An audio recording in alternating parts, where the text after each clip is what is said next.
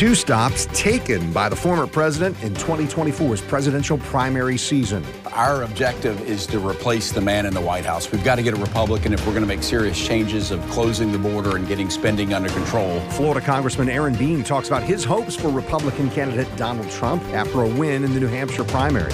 There are implications for both the Republican and Democratic nominations, as well as the general election. We're also diving into concerns over border security and congressional dysfunction. Government law attorney Chris Hand joins us, too, on This Week in Jacksonville. And so glad you are with us today. This is a chance to dive into policy and politics, and we do that once a month with Chris Hand. Chris and I decided to talk about some pretty important federal issues today, and one of those, the New Hampshire primary results, and what they mean for both political parties. And Chris, before I pepper you with about 43 questions here, and we have a great conversation, I want to share with all of you part of an interview I did this week. Republican Aaron Bean is in his first term as U.S. Representative from Northeast Florida. I spoke with Congressman Bean about the primary, about why he didn't support Governor Ron DeSantis in his bid for president, and the tension between Republicans when it comes to leadership in the House and Speaker Mike Johnson. So here's part of that conversation, starting with Rep. Bean's thoughts on DeSantis. Boy, he wasn't there, and I think he's the greatest governor we've ever had, not only in Florida, but if you rank him in best governors in the nation, he would be at the top, the way he has kept Florida free. And you can't say welcome to Florida without saying welcome to the free state of Florida, and that is really due to Governor DeSantis. Now, I say this, the pathway wasn't there for him. There's somebody that hasn't read the writing on the wall, and that's Nikki Haley. And so hopefully this week she'll look at the writing on the wall and see that she doesn't have a pathway too. So the sooner she realizes that, the sooner we can all unite behind our Republican candidate, and let's have somebody new in the White House. Isn't there benefit to voters writ large that we get to have candidates debating or questioning each other's policies or talking about what they want to accomplish as president? Well, I love that. And that would be the perfect world. But the perfect world doesn't exist right now. We have a border that is non-existent, where we're under assault. Our southern border, and I've been there twice, most recently 3 weeks ago with Speaker Johnson and 64 other members of Congress. We saw it firsthand, where illegals walk across the border. They are escorted by Border Patrol to the processing station, where they're given airline tickets and bus tickets across America. That's got to stop. We've got to stop that. We still have spending to get under control, and so we've got work to do, but it starts with somebody new in the White House. You just referenced the speaker. So recently, another continuing resolution about, hey, short-term spending bill. How do we get progress there when it seems like there are some, perhaps not you, but some members of the Republican Party in the House who say if the speaker works with Democrats to get a bill done, then he shouldn't be our speaker. It seems like even within the party, there's some division. Bean was a no. Bean was a no on that continuing resolution. We've got hard choices to make. I made them in the state legislature, where we were forced to have a bill that was within our means. We don't do that in the federal government. We need to, and hopefully we will soon. It's tough. Our majority right now, we have a 2-seat majority, and it's tough to keep everybody happy out of 435 members. So not everybody likes everything that's going on, but I tell you what, the majority has Speaker Johnson's back. We're committed to doing the things that need to happen to get spending under control and secure our southern border. Well, and you talk about southern border. It was interesting with the primary this week. They looked at some of the top issues for people.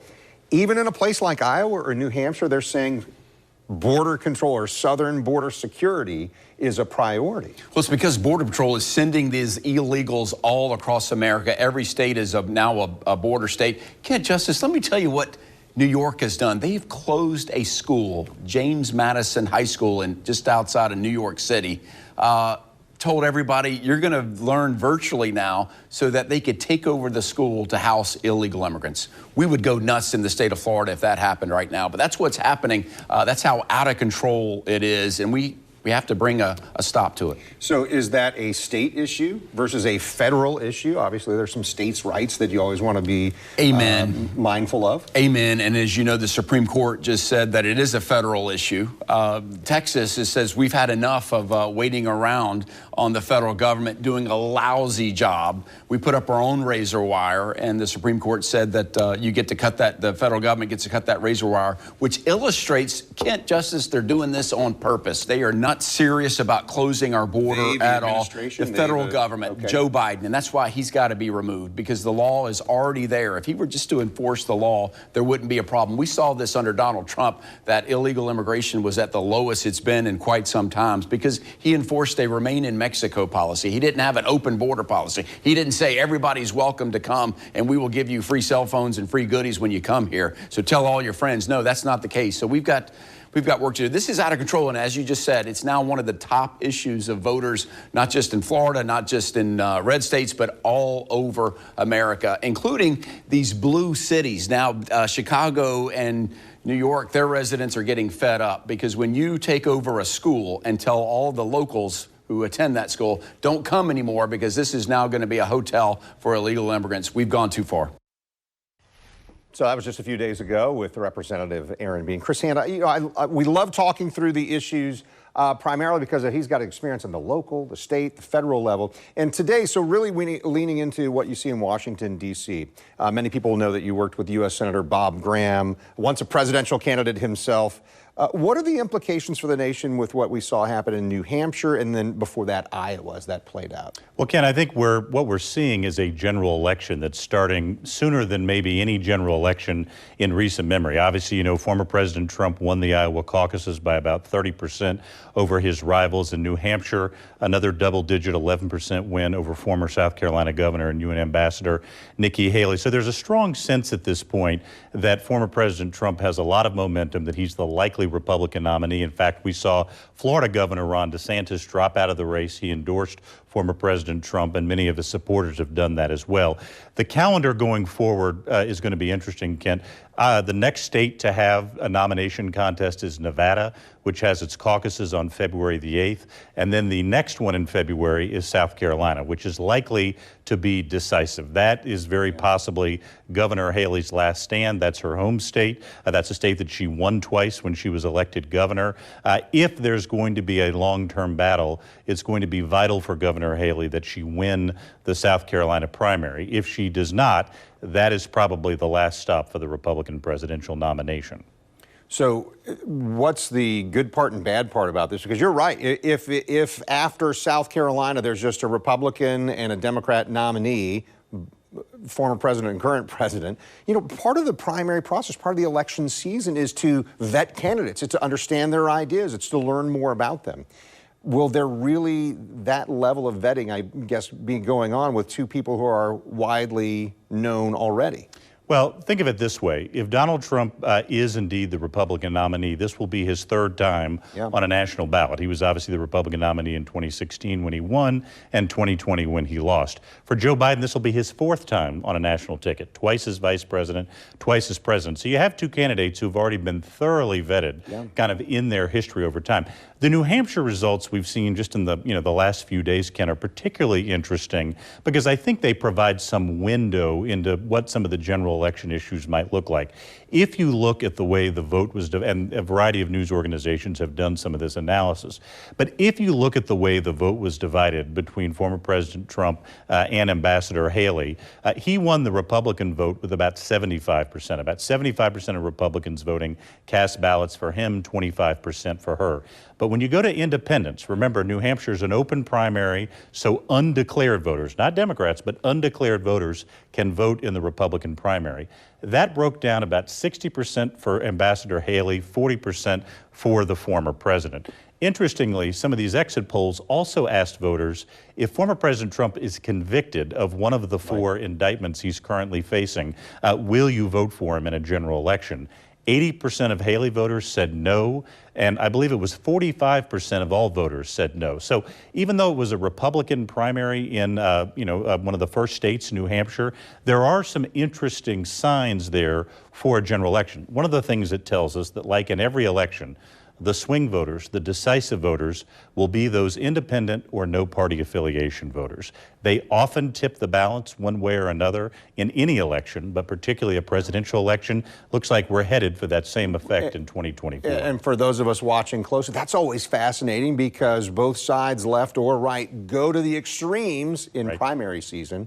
And in the general, they're, hey, let me claw back toward the center and get some of those NPAs or independents. So Chris and I, we're going to continue talking here. We're going to talk about the dysfunction on Capitol Hill there. It includes continuing resolutions for a budget year that started back in October. That's next on This Week in Jacksonville.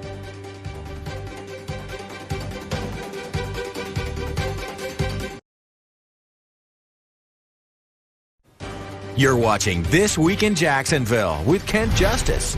Final Sunday, the first month of 2024, which causes me to pause and think, already time is flying here and in our Hand on Government segment today. So, Chris, why do we see this back and forth with Congress concerning the budget? Is this normal, A, and I guess B, is this what the founders really envisioned when they set up the government here? I don't think it's what anyone envisioned, Kent. Let's put this in some, timing perspective. The October 1st of 2023 was the beginning of the current fiscal year, theoretically. I say theoretically because Congress hasn't actually passed a budget for the beginning of the fiscal year 2023-2024. They've been using these so-called continuing resolutions to temporarily fund the government. Right now, we're in another continuing resolution that will expire at the beginning of March. So Congress has not even passed a budget for the fiscal year that's almost halfway over at this point, which is a concern to many that there isn't that finality for what the government spending plan is going to look like for the current fiscal year. What is the issue? I hear different sides saying this is the issue, no, that's the issue, but obviously there's no agreement. I think the issue is the fact that we have a divided government right now. There's obviously a Democratic president, there's a Democratic United States Senate, and there's a Republican-controlled U.S. House of Representatives. In those circumstances, it's not unusual for Congress to have a hard time getting on the same page on many important legislative initiatives, but particularly the budget, which is one of the most important actions that Congress takes each year. So they haven't been able to reach agreement on some of these budget specifics. So as a result, they've had to resort to these continuing resolutions, which, to use a football analogy, are kind of like punting the ball down the field or kicking the ball down the field in hopes that you'll be able to kind of regather at a later time and actually pass a budget. We'll know more in about a month as to whether Congress is going to have a budget they can put in place rather than doing yet another continuing resolution. It makes one wonder, just from an organizational standpoint, can there be some incentives there? Can there be something that pushes Congress, the House and the Senate, to say, hey, no, we really need to get that done before October 1st? It doesn't seem like they ever feel any pressure to get that done in a timely manner. Well, you mentioned it's 2024, so there is one pressure that comes in years with even numbers at the end, and that's the election pressure. And if members of Congress decide that they have political or electoral incentives to pass a budget, it's much more likely to happen. What we're seeing right now is a lot of wrangling on a variety of issues, not just the budget, but also aid to countries like Ukraine and Israel and Taiwan, also the issue of border security. There's a lot of wrangling on that as members of Congress try and decide what's in their interest. Do we want to actually pass something in 2024 to deal with some of these issues?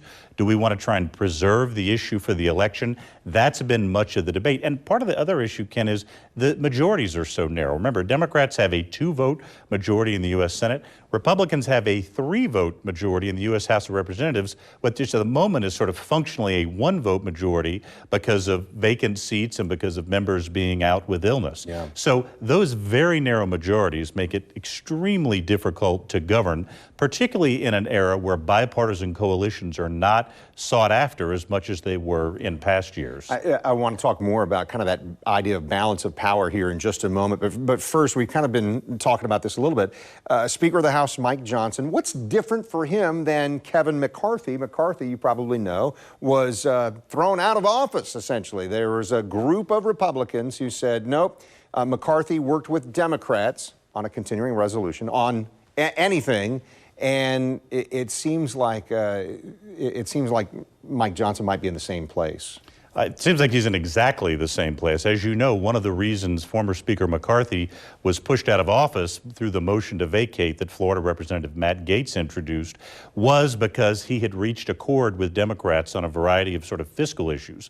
Well, these continuing resolutions, which are sort of continuations of some of those previous accords, Speaker Johnson's receiving some of the exact same criticism from the Freedom Caucus and other conservative House Republicans that nothing has really changed, and there's already begun to be talk that his speakership might be imperiled. That certainly has the potential to have impact on other issues, some of the ones we've talked about, border security, aid to Ukraine, Israel, and Taiwan, because it means that Speaker Johnson has a very narrow path to be able to potentially maintain his time in office. So he's facing many of the same headwinds that his predecessor faced, and we'll have to see over the next couple of months whether he has a longer term in office than Kevin McCarthy did at less than 300 days. I don't know the relationship between Mike Johnson and Kevin McCarthy, but is Speaker Johnson at all calling previous speakers, hey, how do you navigate this? What do you do to get through this thing? Well, I don't know if he is or not. That would be a very good idea, but I'm not sure that any previous speaker has really dealt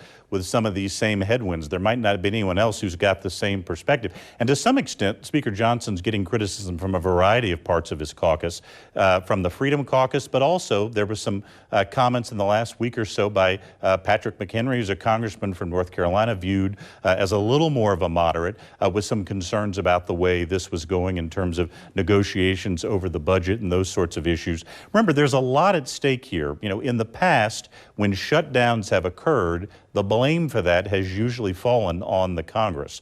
So Speaker Johnson finds himself in a very delicate situation, trying to avoid a shutdown while also trying not to alienate members of his party. It's a major reason Speaker McCarthy is no longer in office, and Speaker Johnson has some of the same risk. All right, so one more break and one more segment to talk with Chris Hand here. We're going to look at what's at stake in the coming months where it concerns control of the House and the balance of power. So stay with us on This Week in Jacksonville.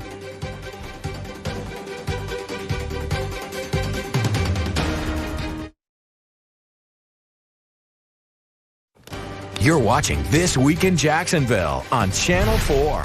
Chris Hand is with us, former Chief of Staff in Jacksonville, former staff member for Florida Governor, and then U.S. Senator Bob Graham. So control of the House of Representatives is really at stake this election cycle. Last segment, you were talking about how slim the margins are. Potentially, Republicans take control in the Senate. That would be a switch, but what do we know about the battles going on there and maybe specific to how it stands in Florida in the House? We know there's at least one Senate job up for a run here in the state of Florida.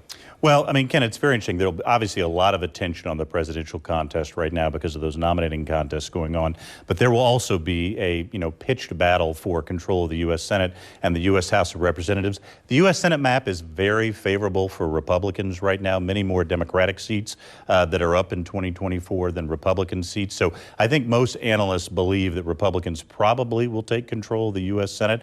The House of Representatives is much more of a toss-up. Like I said, right now Republicans have about a 3-seat majority, but that is something that in a presidential year with increased turnout certainly has the potential to flip back to the Democrats depending on how the political cycle goes. So a lot of energy being put on both sides to decide whether the next speaker will be Mike Johnson or another Republican or whether it'll be Hakeem Jeffries from New York. Is this good for our country when we have same party represented in the executive branch and in both houses of Congress? If that ends up happening, is that a positive or no? Should there be that pushback that happens when different parties are controlling the different levels there? That's a decision voters make every 2 years or every 4 years. Do they want, single party control of the Congress and the White House, or do they want divided government? And they've made different decisions at different points in history. I think there is at least a good chance that we're going to continue to see divided government again, after this election. The House of Representatives is interesting, Kent, because one of the factors it's impacting, and it's not just kind of everything that's happening in government and politics, but also what's called mid-cycle redistricting, right? Yeah. This is a big issue. Huge issue, including right here in Florida. Typically, congressional seats, states redraw congressional seats every 10 years after there's new census data, which says which states have grown and which ones are smaller than they were 10 years prior. We're increasingly seeing what's called mid-cycle redistricting, which means because there's maybe been a change in legislative control, legislators try to draw a new map of some kind that might provide some partisan advantage, or because a map that's been drawn is challenged in court, and often the federal courts strike down a map that's been drawn as either violative of the Voting Rights Act or something else. So we're seeing a lot of that this time. In the state of North Carolina, at present, there is a congressional delegation of 14 members. It's evenly split between Democrats and Republicans. Because of a mid-cycle redistricting there, that could switch to a delegation that is potentially increases seats to Republicans by 4 in that situation. We've had a couple of federal court rulings that have just changed maps in Alabama and Louisiana that will add a couple of Democratic seats between those two states. And New York may go through a mid-cycle redistricting that could add seats there as well. So all of those ramifications. Remember, there's not a lot of competitive congressional seats. Most seats are sort of solidly Republican or solidly Democratic. So these kinds of changes on the margins, even though it seems like, well, 10 or 12 seats in a legislative body that's 435 members, those right there could make the difference as to who has control of the Congress. And we're kind of out of time for continuing that discussion, but Congressman Aaron Bean that we heard from this morning, it's Congressional District 4, but that came out of redistricting, and it turned that Democratic-leaning seat for Al Lawson into much more a Republican seat, and that's why among the reasons why Aaron Bean is now a U.S. representative and talking with us there. So before we run out of time, let me just say, this is always fun. Chris, I appreciate it. And again, we focused on that federal experience today, but Chris, great insights on local and state government as well. We do this once a month. Thank you, Chris. Thank you, Kent. Good to see you as always. All right, so This Week in Jacksonville, airing each Sunday morning at this time, and it's an election year as we've been talking about. So we have Cord Bird with us next time. He's Florida's Secretary of State and a Northeast Florida native. We're going to talk with him about the Office of Election Crimes and Security, and he wants to talk about their recently released 2023 report. Thanks for watching on air on Channel 4 and CW17, and then you're finding us online at news4jax.com or streaming on News4Jax Plus. And also, I want you to check out our podcast, This Week in Jacksonville Business Edition. We focus on economic development in our area. This week's episode looking at Johnson & Johnson's deal with UNF to support advanced manufacturing engineering. See why every day more people are choosing News4Jax, Northeast Florida and South Georgia's #1 source for local news.